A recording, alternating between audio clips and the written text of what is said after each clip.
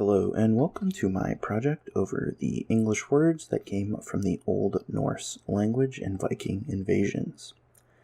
When I say the Old Norse language and Viking invasions, I'm talking about the Norse and Danish Vikings that invaded England in the early days of English. They both came at a similar time, and both contributed to the English language.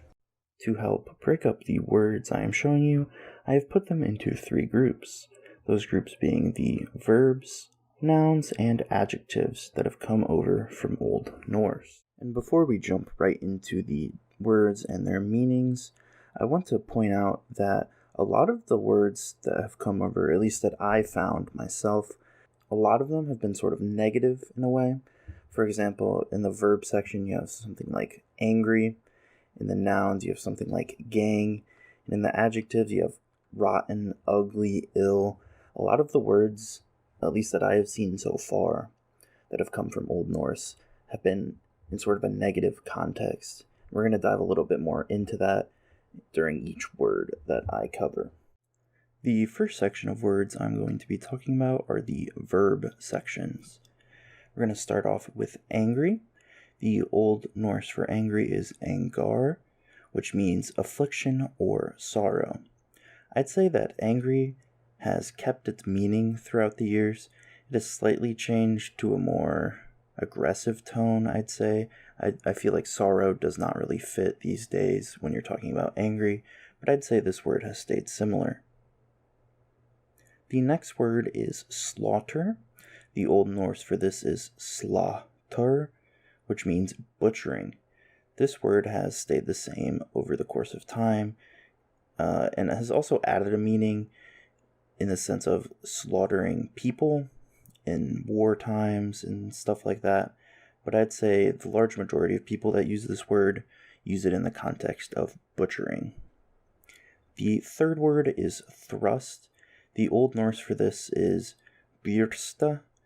That's a little bit of a English way to say it, I believe. I had to look up how to say it because it has a special character, and this means to force. I'd say this word has kept its meaning over time, and when you thrust something, you force it forward. The fourth word in the verb section is ransack. The Old Norse for this is ransaka, which means to search the house. I'd say this word has kept its meaning the entire time it has been in English. Usually when you ransack something, you search through it, you search through their house, and it is mostly used in a negative context. The fifth and final word I had for verbs was haggle. This is Old Norse for hagen, which meant to chop. Now, when you look at this word originally, you might think it is not similar to chop, isn't really what haggle is now, but when you think about haggling as trying to chop down the price of something, I'd say it has kept some of its meaning throughout time. The next section of words I'm going to be talking about are the nouns. The first one I found was the word gun. The Old Norse for this is Gunhildr, which was a female name at the time, and the elements of the name put together, so Gun is war and Hildr is battle. I'd say this word is probably the most interesting I found, because when you think of guns, you think of something that shoots a bullet, but back in time, it was mostly used as a name that meant war battle, I guess, and it seems to have changed its meaning to mean what it is now, so I'd say this is the most interesting word. The next word is gang, which is Old Norse for ganger, which is a group of men. I'd say this word has kept its meaning almost in its entirety. If you just take out the part where it's only men, I think you can have women gang members. The next noun is queen, which is Old Norse for kieven, which means woman or wife. This one makes a lot of sense to me, as you'd have a king, and then you'd have his wife, the queen. So I think this word has kept almost all of its meaning. The next word is raft, which is Old Norse for raptor, which meant at the time to be a log. I think this word, at least in English, has kept some of its meaning. When you think of raft, you think of a log structure. And the final noun is oaf, which is Old Norse for alfr, which meant elf. This one confused me slightly, as elves are mostly seen in American media as like Santa's helpers or as little short people or something like that. And oaf to us now means someone that's clumsy and stuff like that. But I think that their meaning of oaf is fairly similar to what we use it for now.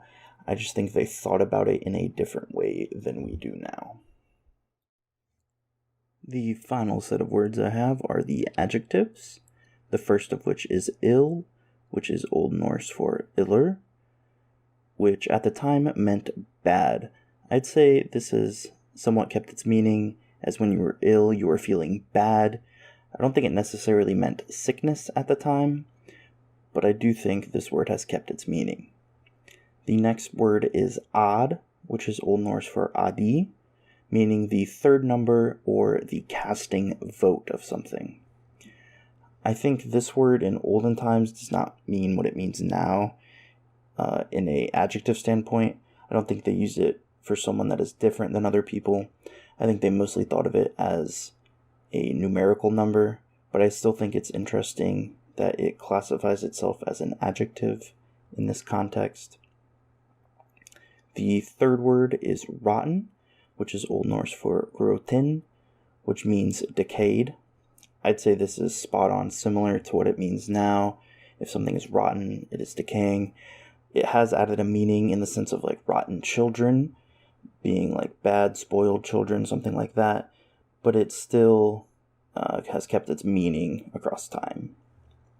The fourth word in the adjective section is ugly, which is Old Norse for ugliger, which meant dreadful or repulsive. While this looks like it kept its full meaning, I think the word ugly has kind of toned down over time. I don't think it is necessarily dreadful and repulsive anymore, and more of just like, it doesn't look good. But I still think this word definitely has some history in the Old Norse way. The final word is sly, which is Old Norse for sloiger, which means crafty and cunning. This word has kept its full meaning in my eyes. I think when you're sly, you're crafty and cunning. That's just what I think of. So I think this word is spot on. And that wraps up the Old Norse words in English now. Like I said in the middle section of the video, I think a lot of these words have a negative connotation to them, a negative meaning. I don't know if that's directly due to the Norse invasions and the Viking invasions being a negative event in English history, but I do think a lot of the words that were added just kind of mean negative things. Maybe just English didn't have those ideas yet about things such as that, but I found that probably the most interesting point while researching this video.